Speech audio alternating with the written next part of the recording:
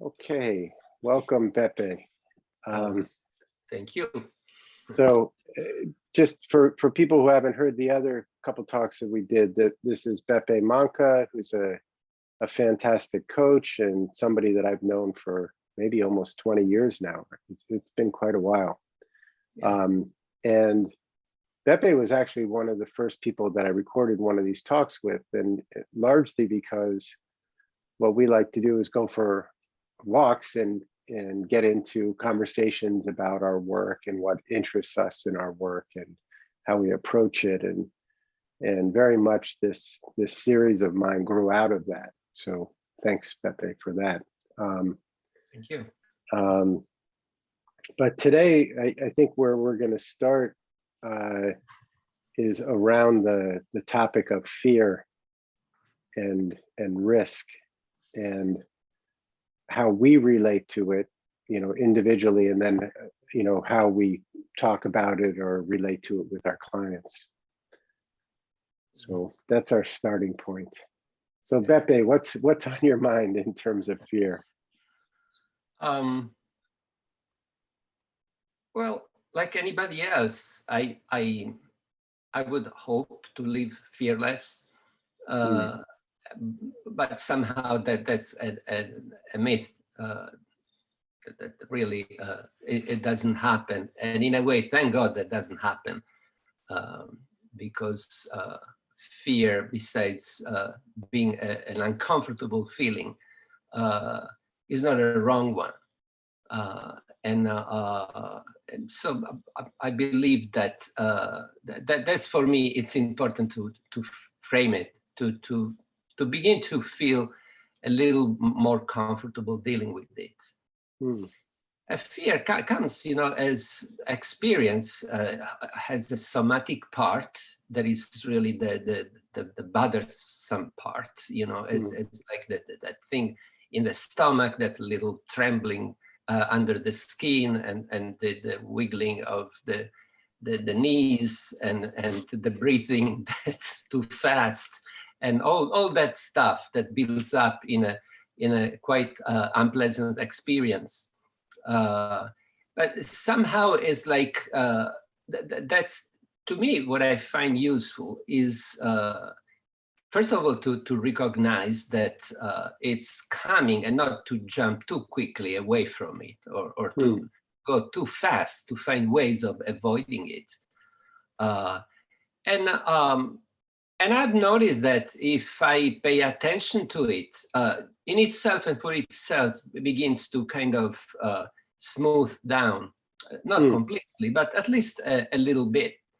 And when I come out of my escape mode, then things seems to get better. I think, oh, go ahead, sorry. Yeah, no, it's all right, go ahead. No, I was just going to say, it's, there's the evolutionary kind of role of fear, right? It developed for a reason, for survival and all that, and we sort of, when it's triggered, we kind of shift into this fight or flight mode, the reptilian type of thinking. And I think one of the places that people get into trouble is in overgeneralizing fear, and not always being so skillful at distinguishing what's really dangerous and what's a learned response. So I think that's one thing that's tricky, is sometimes we feel like something is fearful, and if we really broke it down more logically, we might realize, oh, you know what, my nervous system has learned a response that may be overdoing it. So I think that's one opportunity.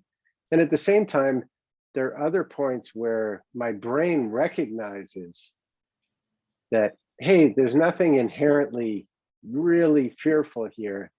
And yet, what do I do with my body to calm it down? What strategies can I employ? And you were sort of saying, oh, if you can observe it and perhaps take a mindful approach, that can begin to at least calm down your nervous system a little bit.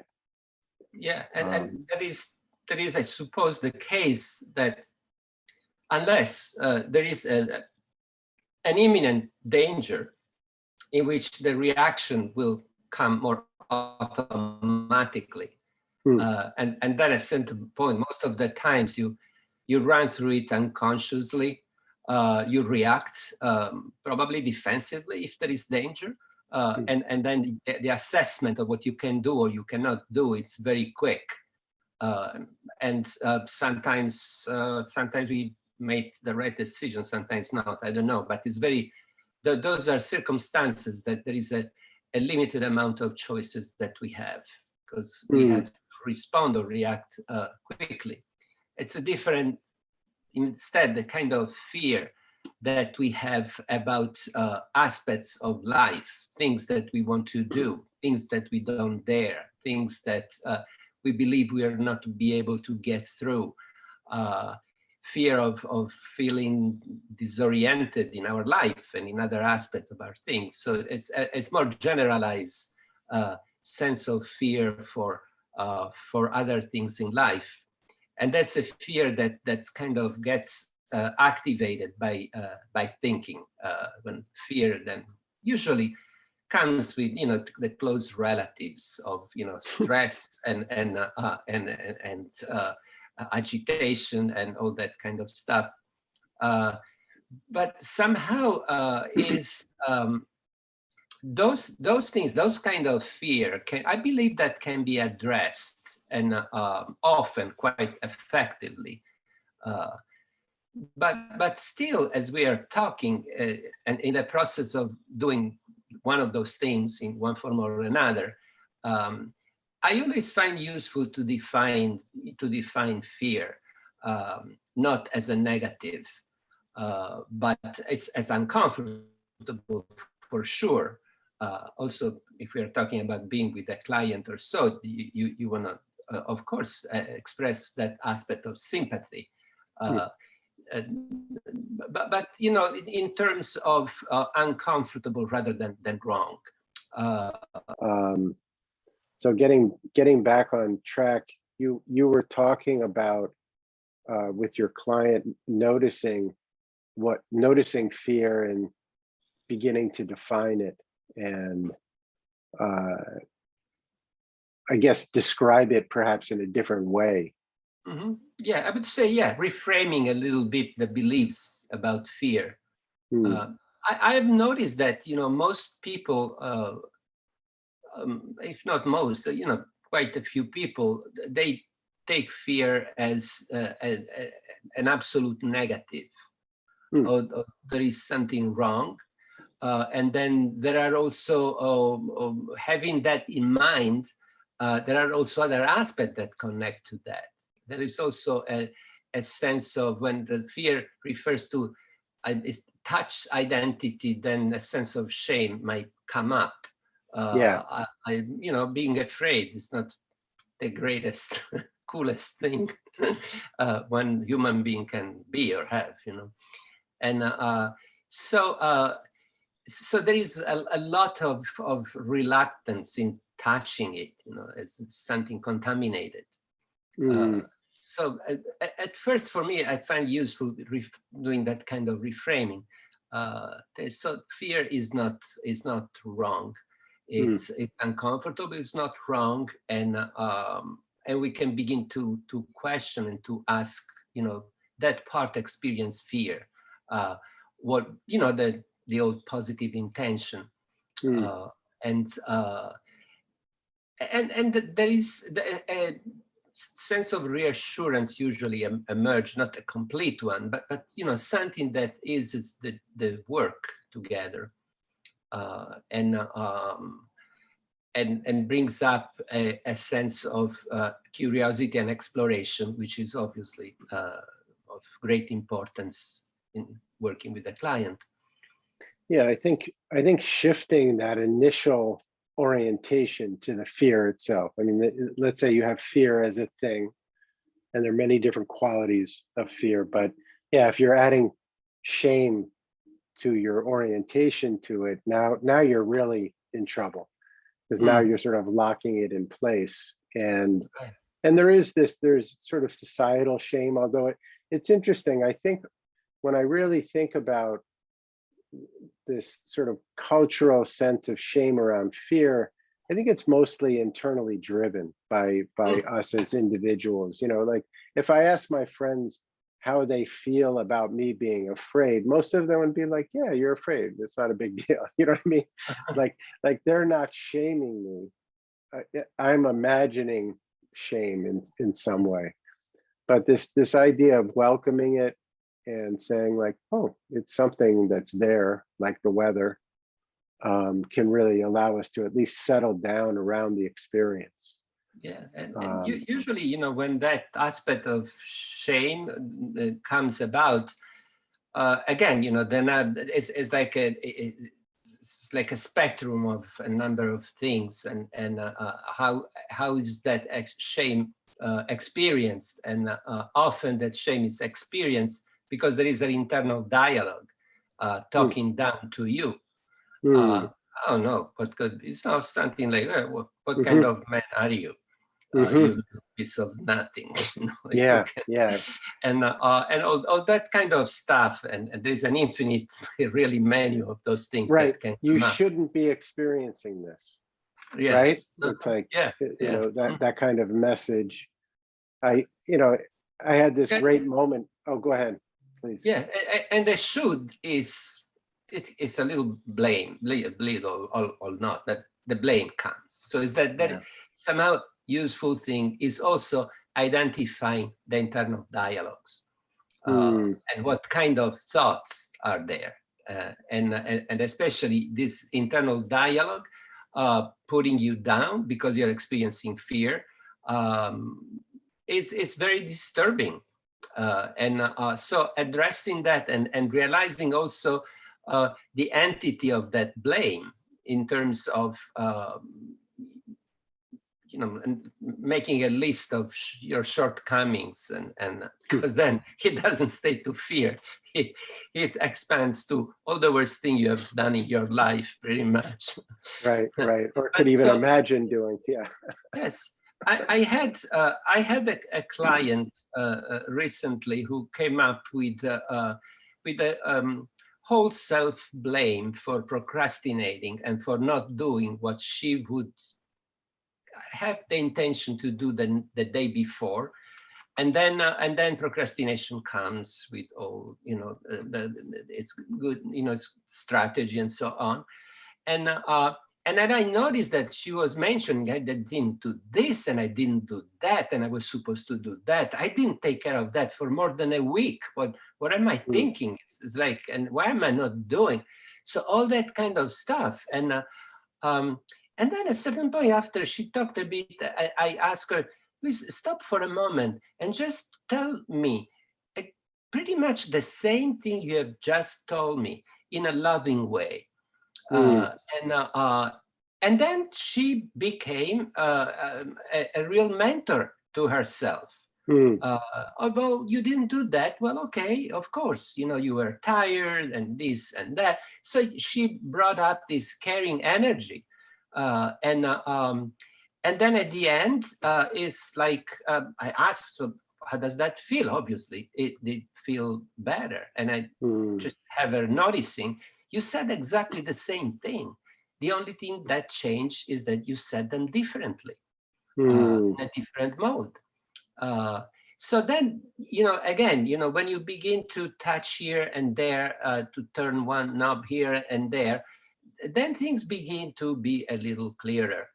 And you know, then eventually, for the rest of the session, to have to do with somebody that feels kind of reassured rather than guilty and shameful, it's just definitely more productive.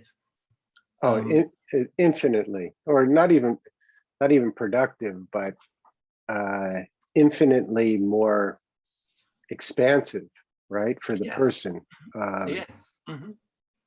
There's something wonderful about just slowing down our experience and really noticing what's happening. And it, you know, in that moment, you noticed her relation to herself and her relation to everything that she didn't do. And it's, you know, sometimes we have this ideal of ourselves and who we should be, and people Yeah. aren't checking in with who they are being. Or if they are, the comparison is one of ridicule.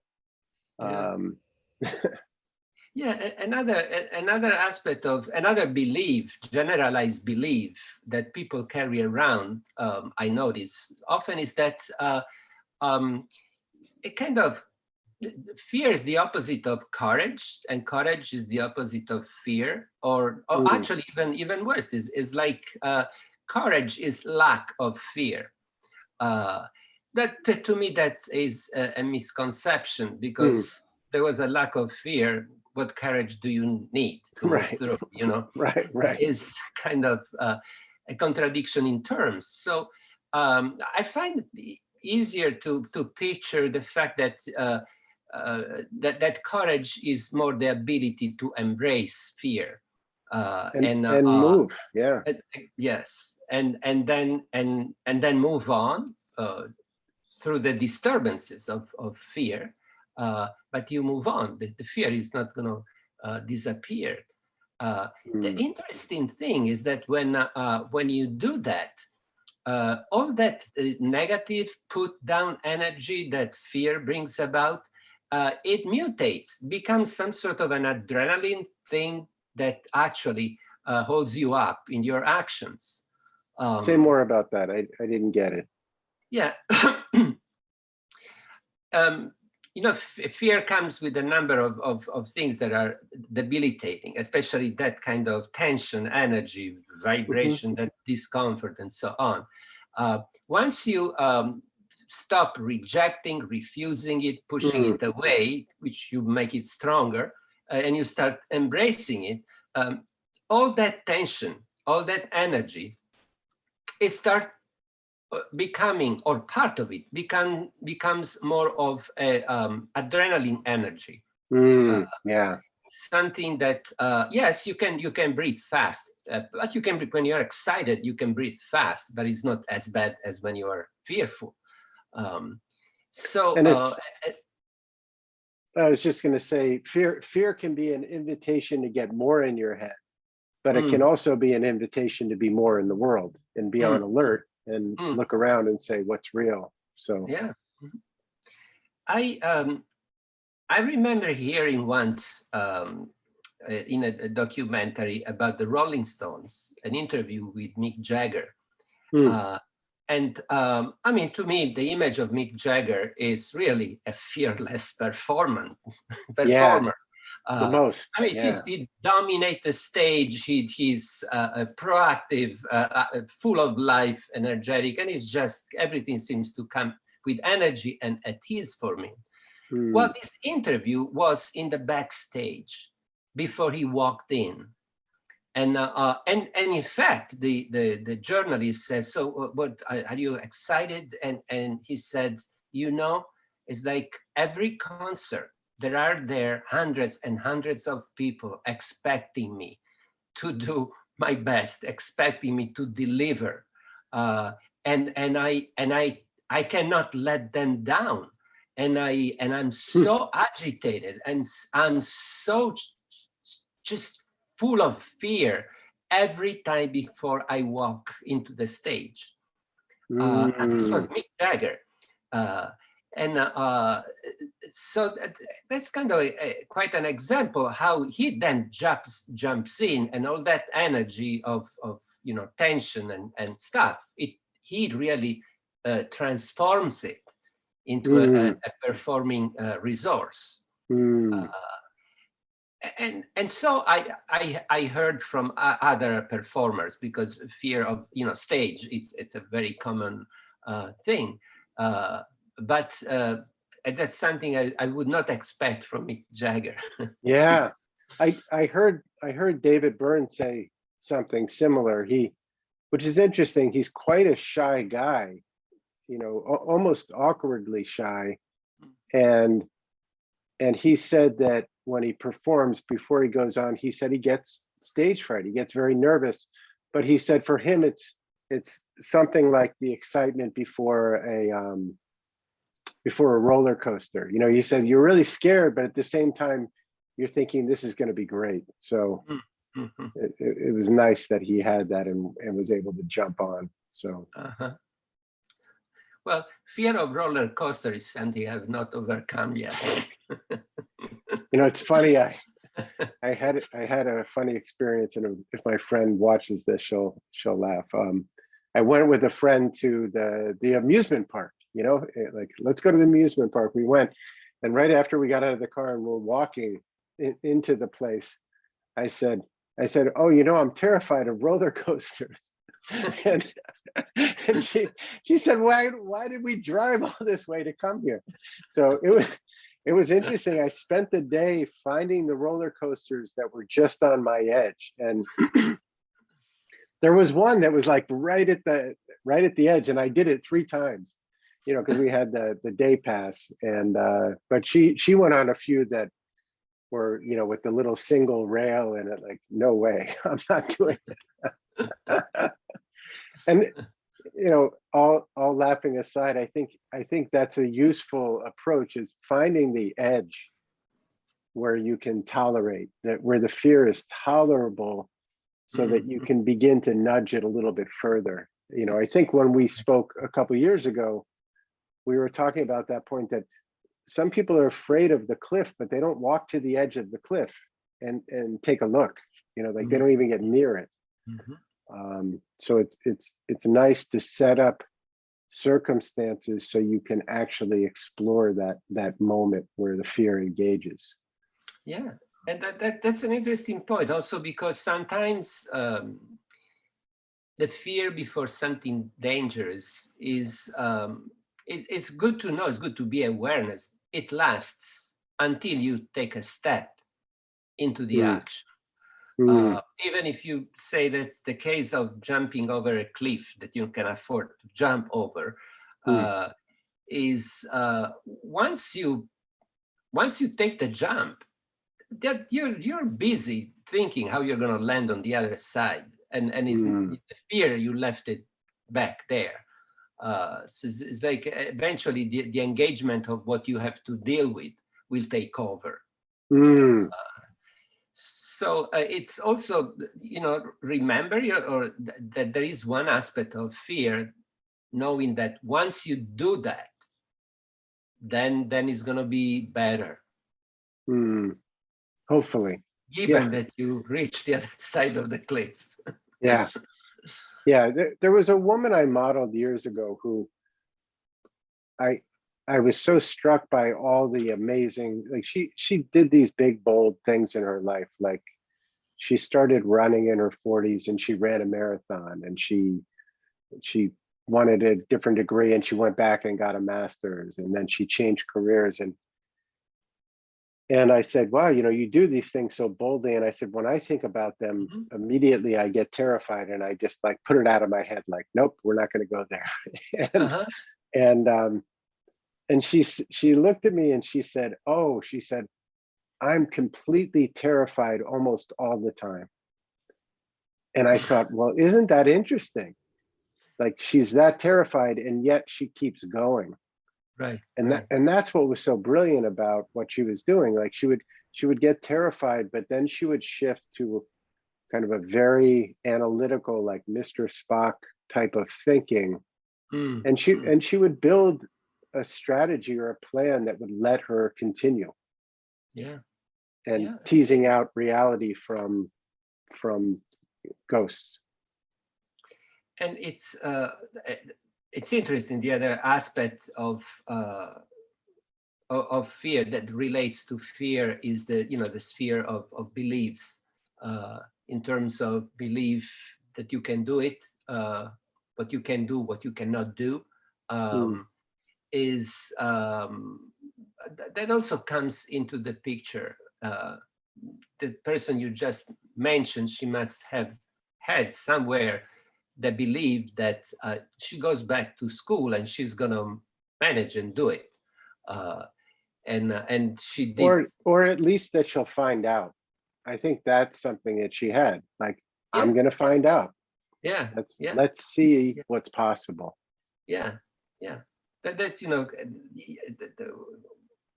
brings the other part you mentioned before. It's like taking the risk when you decide to take the risk,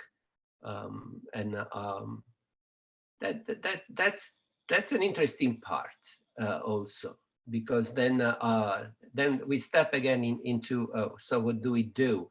What I find useful is to discuss and to explore, and to even to the point to make a list of all the things that are under your control and then things that are not under your control. And so that's an important distinction, because it's, if we keep those things together, it's a whole very disturbing mush of stuff. While it's, you begin to order, it's like, I can do this, I can do this, I can do this, but there's no way that's not up to me. That depends on something else, on other people, other situations. And being really clear in terms of, so that's out of my turf, and I just won't go there. That does not belong to me, and it's a good boundary between those things, and like, boundaries between countries. If there is a good boundaries, then there's not going to be a war. So that I find that also is something that helps to deal with the risk taking and the fear aspect of it. What's in your control, what's out of your control. Yes. Yeah. And then also, because for the things under your control, you say, okay, so there I can do my best and I kind of commit to do that. All right, then that's good. But then also the other aspect is to consider, okay, so what about the parts that are not under your control, that are still part of the experience? So it's like, there is still the question, what are you going to do with what is not under your control? Yeah. And what level of risk are you willing to tolerate? Exactly. So that's where you measure the risk. Yes. But the funny thing is, people will think about statistics, for example, like they may know the statistics of getting into an airplane, but that's not what's generating the fear. What's generating the fear is a fantasy of the plane going down, right? That's what's generating this fear reaction in the body. It has nothing to do with the percentages of likelihood of something crashing. And sometimes myself or I'll suggest with my clients, really playing out the fantasy of the worst that you can imagine. Even if it's a fantasy of like, I crashed, I died, I'm in the next afterlife. I heard a great talk with Byron Katie. I don't know if you know Byron Katie, but she's very interesting. Her work is great. But she was talking to a young man, and he had all this fear about his financial life.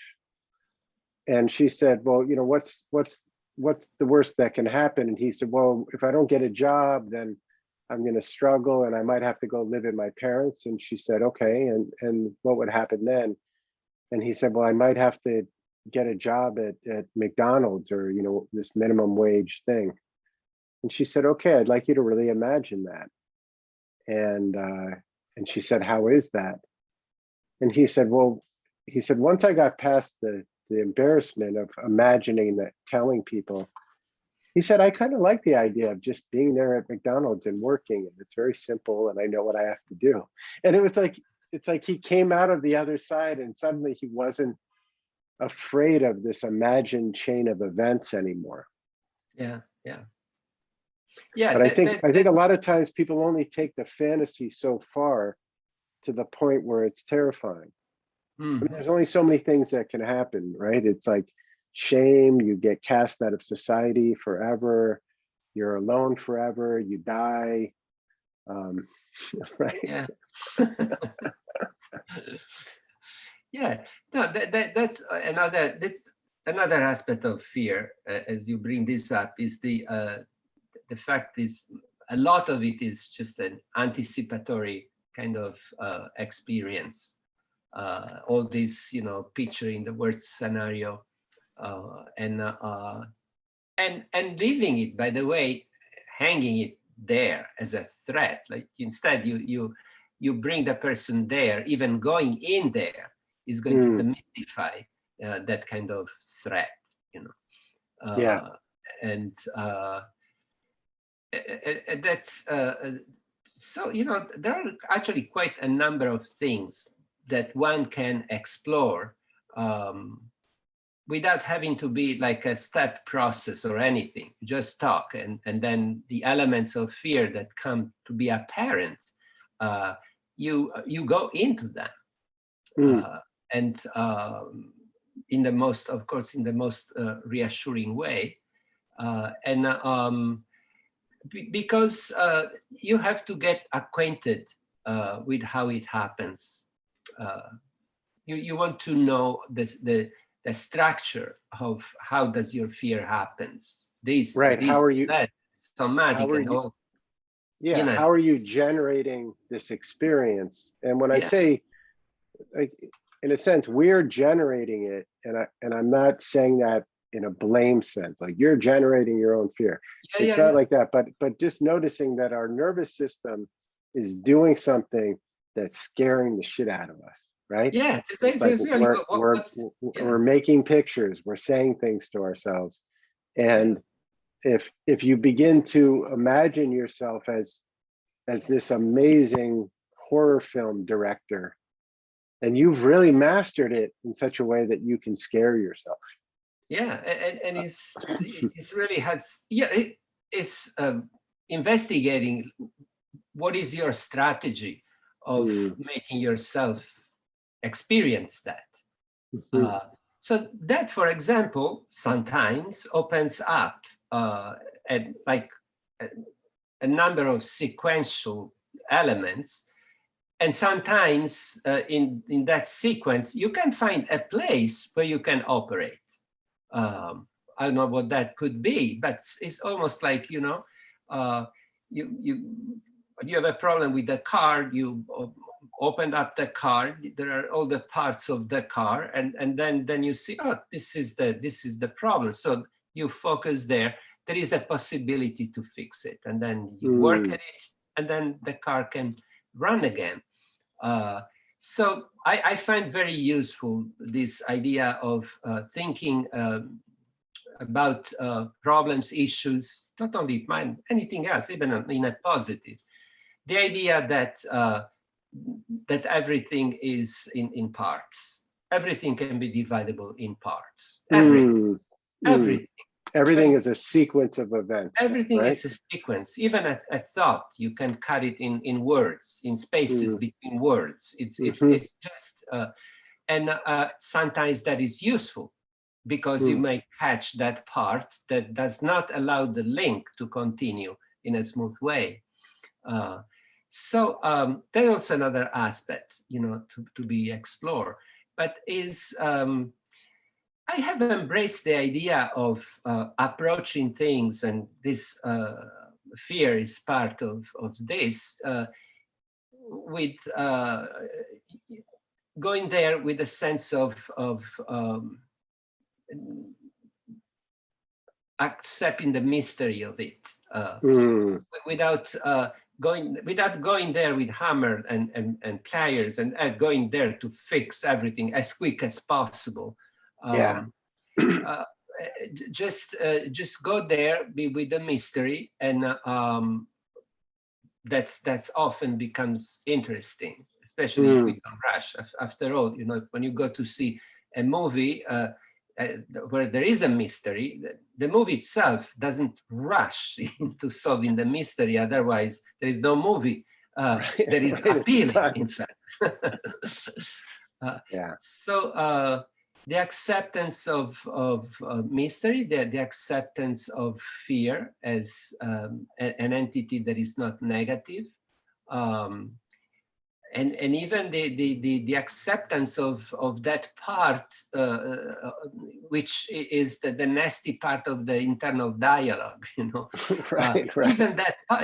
Even that part has its positive intention. So even there is like, well, it's trying to keep you safe. It's trying to, you know, to put you in the right place and all that stuff. But then you can go into where are there, maybe there are other ways to do that. Yeah. Sure, there are other ways. Yeah. Mm-hmm. Yeah. With the one way that I think about fear is it's usually marking a domain that I can explore that I haven't been exploring. You know, it's like there's a large forest and there's a certain part of the forest that I always walk around. So when I see fear, I'm like, oh, there might be something interesting in there. Like maybe there's a nice meadow that I can explore in that area. But then you do have to shift that relationship to fear or cross that threshold, you know, dip your toe in the water, so to speak. And then of course there are also, you know, other tools, you know, like can be brain spotting or EMDR, which with whom to address an experience of fear in which you're not preoccupied on understanding it cognitively. The content, yes. But you go in and you see, in fact, what your unconscious has to offer, what brings up, trying to awaken the healing and energy that is within us and in our brain towards healing, and go through that path in a much less linear way. And for folks who aren't so familiar with those modalities, what the one thing I'll say is I put these approaches in the category of you have a thought that you're stuck with or that you have fear, and these approaches basically get you to use your neurology in a different way while you're experiencing that thought. So that it can introduce some new thinking, some new insight. So it could be, you know, I read an article with Steve Andreas, and he was saying, when you have anxiety, just throw a tennis ball back and forth. And very often that'll be enough to, you know, begin to let the pressure out of the anxiety balloon. Or, you know, my favorite is dance, you know, put on some music and dance. Yes. But the trick is, while you're dancing, to stay with the thought that's frightening you. Because what most people do is they're afraid and they use something like dance or whatever it is as an escape. And then when they come back, they're just afraid again. So you want to do them simultaneously. Yes, which is the case, you know, with brain spotting and EMDR. What is important is to hold the focus, especially on the felt sense of the experience. While you're introducing a different physiology and neurology. So very cool. And those things are amazing, I must say. And then at the same time, I tend to resort to them when with the client you realize that words will not help. You have tried this or that, and there is always something that is kind of locked. And no matter how reasonable you are and rational and understanding, is the understanding sometimes is not enough. Sometimes it is. Sometimes it is great, because to have the client going through a process of healing, understanding what's happening, it's a great gratification. And on the other side, when that cannot happen, then to really appeal to the unconscious. And at that point, the desensitization of the experience of fear happens without really being aware how. You have a number of associations and stuff, Sometimes they don't even make sense. But then something shifts. So that's great. But it's almost like it feels like it happened by magic. Right. It did not, but and they may forget it the next time. Yeah. And also, of course, we could use the fast phobia technique, the NLP technique. And, you know, I'm not going to explain the whole technique, but one way you could think about it is you just run the thought forwards and backwards very rapidly, and that alone sometimes can really take the charge out of an experience. Yeah, it's kind of, I believe the substance is like you in a safe contest, in a safe ground, you overexpose, with the distance, but it's like a repeated exposure. It's almost like a saturation of exposure that it seems like to get rid of itself. To do the trick. Yeah. All right, we're done with fear. That's enough of that. All right. Well, I think we should pause there. And thank you for joining again. And I look forward to the next one. You're welcome. Thank you. All right. It was a pleasure to talk with you. Yeah, always.